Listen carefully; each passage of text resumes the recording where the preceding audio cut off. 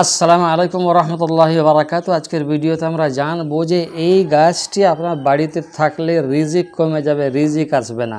সে গাছটি কোন গাছ? আমাদের মধ্যে অনেক মানুষই জানে না কিছু গাছ রয়েছে যেগুলো রাখা ইসলামিকভাবে অশুভ হতে পারে। বিশেষ করে এক প্রকার গাছ রয়েছে যে গাছটা আপনার জায়গায় বাড়িতে থাকলে অশুভ কিছু হতে পারে বা আপনার জায়গায় অনেক কিছু হতে পারে। তো সেটা কোন গাছ আমরা অনেকেই জানি না। আমরা গাছ রেখেই চলি, আমরা গাছ লাগিয়েই চলি, গাছের একেবারে বাগান বানিয়ে দেই বাড়ির মধ্যে। অনেকেই রিজিকের দরজা খোলার জন্য অনেক কিছু কাজ করে, কিন্তু সেগুলোতে রিজিকের দরজা খোলে না, সেগুলোতে বরং রিজিকের দরজা বন্ধ হয়ে যায়। অনেক লোক আছে বাড়ির ভিতরে অনেক কিছুর ফটো লাগিয়ে রাখে, মানুষের ফটো থাকে বা আপনার জায়গায় কার্টুন থাকে, জীবজন্তুর কার্টুন থাকে, পশু পাখির। আসলে সেগুলো রিজিক আসার মাধ্যম নয়, সেগুলো রিজিক বন্ধ করার মাধ্যম।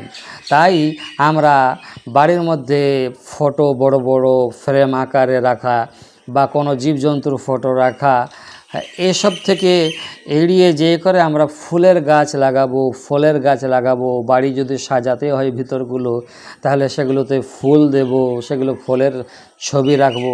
এবং বিশেষ করে কোরআন, আমরা যে ঈমানওয়ালা, আমরা যে মুসলিম, আমাদেরকে কোরআন তিলাওয়াতের ব্যাপারটা সেখানে রাখতে হবে, নামাজের ব্যাপারটা রাখতে হবে, হ্যাঁ, এবং জিকির আজকারের ব্যাপারটা। আমাদের মুসলমান হয়ে যে কাজগুলো করতে হবে সেগুলো আমাদের সেগুলোই মূল জিনিস, অর্থাৎ সেগুলোই আমাদের করতে হবে। তো আমাদের অনেকেই জানা নাই। তো আসুন আজকে আমরা জানবো যে কোন গাছ বাড়িতে থাকলে আপনার অশুভ হতে পারে।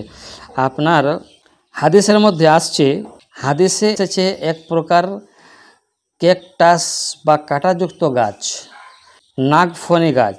ইসলামিক পণ্ডিতরা বলেছেন বা বললেন, এই গাছ ঘরে রাখলে তা ঘরে অশান্তি, ঝগড়া এবং রিজিকের রুদ্ধতা, রিজিক কেড়ে এনে ডেকে আনতে পারে, এরকম অনেক অশুভ বিষয়। ঘরে শয়তানের প্রবেশ সহজ হয়। হাদিসে বলা হয়েছে, যেখানে ফেরেশতা প্রবেশ করে না সেখানে বরকত আসে না। সহিহ মুসলিম শরীফ। তাই সাবধান হয়ে যান।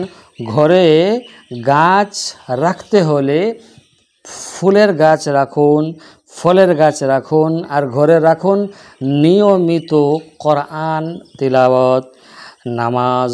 রিজিকের দরজা ইনশাআল্লাহ তাবারাক ওয়া তাআলা আপনার খুলে যাবে। আমাদের যেটা করতে হবে সেটা হলো 5 ওয়াক্তের নামাজ, সময় মতো রীতিমতো কোরআনে কারীমের তেলাওয়াত, জিকির আজকার, দোয়া, এগুলো যদি আমরা করতে পারি ইনশাআল্লাহ তাবারাক ওয়া তাআলা ঘরে আপনার বরকতে ভরে যাবে। ভালো থাকবেন। আসসালামু আলাইকুম ওয়া রাহমাতুল্লাহি ওয়া বারাকাতুহু।